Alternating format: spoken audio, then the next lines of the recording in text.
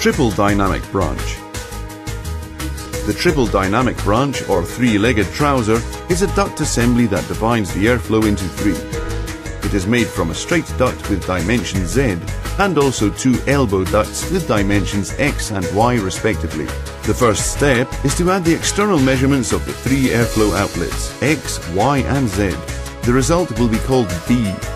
Subtract measurement A from B to get the resulting size, which then leads to the calculation of dimension C.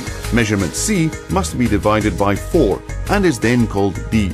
Dimension D is then marked on each side of the ducts, which will eventually be joined, as shown in the images, from the edge of the two duct elbows and main straight duct.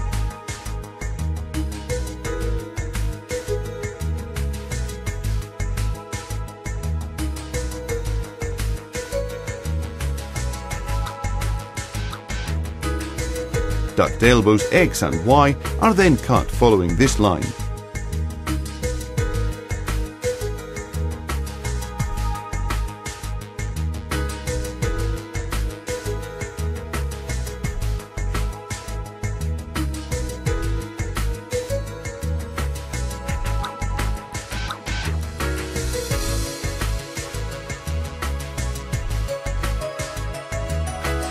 Measurements H1 and H2 are then taken to the line marked on straight duct Z and then cut from this line at 45 degrees from H1 and H2.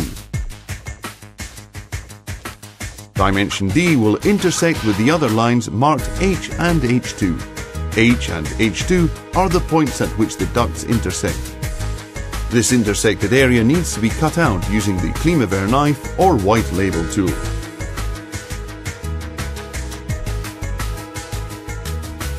The joints are sealed with CLIMAVER glue and then CLIMAVER tape is used to overlap the joint in order to increase its strength.